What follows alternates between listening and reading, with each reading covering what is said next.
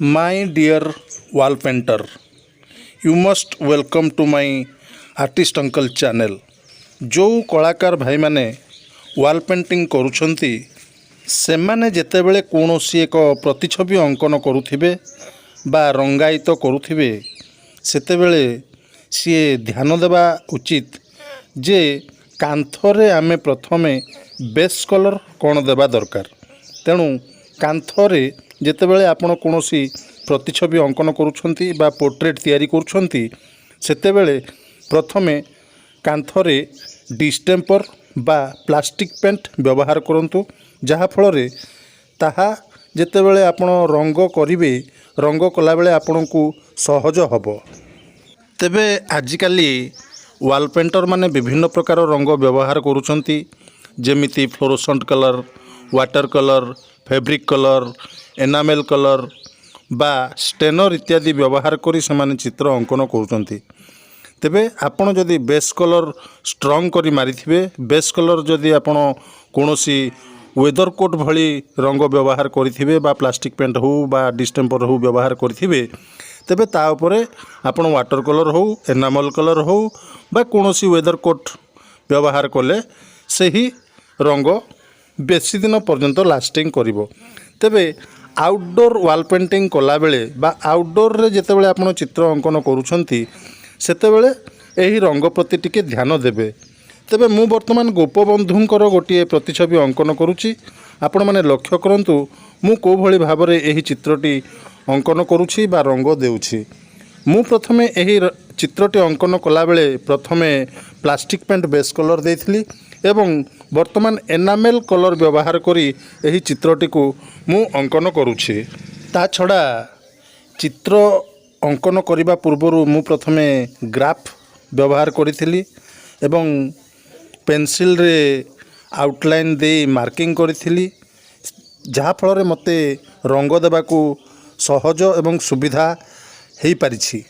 तेणु आपण माने जेतेबेले कोनोसी एक चित्र अंकन करुछंती प्रथमे ग्राफ करंतु। ग्राफ करिबा द्वारा चित्रटी समानता रक्षा करिवो एवं जो छविटी को आपण देखिकरी अंकन करुथिबे ताहा समान हो पारिवो एवं छवि रे जो भली रंग व्यवहार करा हिथिबो सेही भली रंग व्यवहार करी कांथरे आपण पेंटिंग कले बा चित्रित कले ताहा सही चित्र भली देखा जिवो।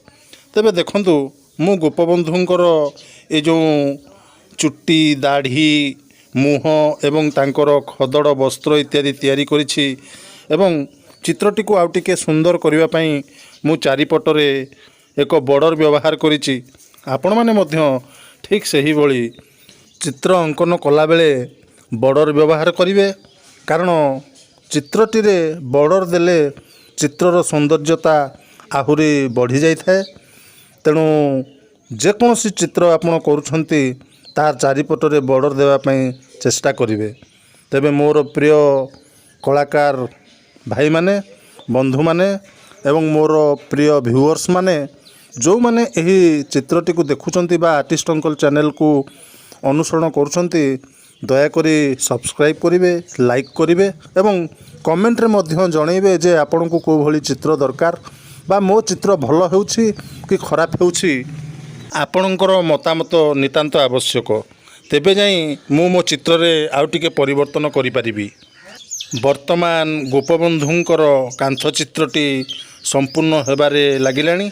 आपण माने देखंतु गोपबंधुंकर आखि तैयारी होउछि को भली भाबरे हाथ को बैलेंस रखी ता उपरे डाहण हाथ थोई आखि तैयारी करा जाउछि कारण कांथ चित्र अंकन कला बेले आखि हो कोनोसी सूक्ष्म चित्र हो ताहा अनबालांस बेले बेले हुए सेथिपई आपण बैलेंस स्टिक व्यवहार करि पारंती बा बैलेंस स्टिक जदि आपण पाखरे नाही तेबे आपण आपणकर बाम हाथ व्यवहार करि पारंती।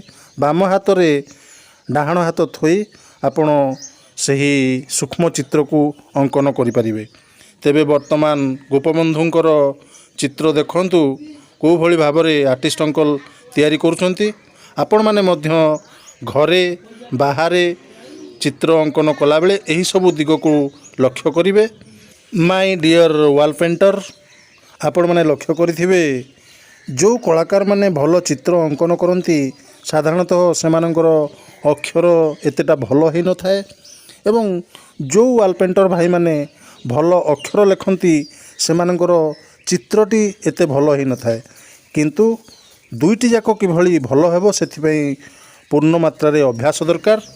तेणु मु वर्तमान आमर गोपबंधु दासंकर नामकरण करुछि। साधारणतः गोपबंधु को आमे उत्कलर मणि गोपबंधु दास बोली कहि थाउ। तांकर जन्म 1877 एवं मृत्यु 1928 बोली आमे जानिछे। धन्यवाद।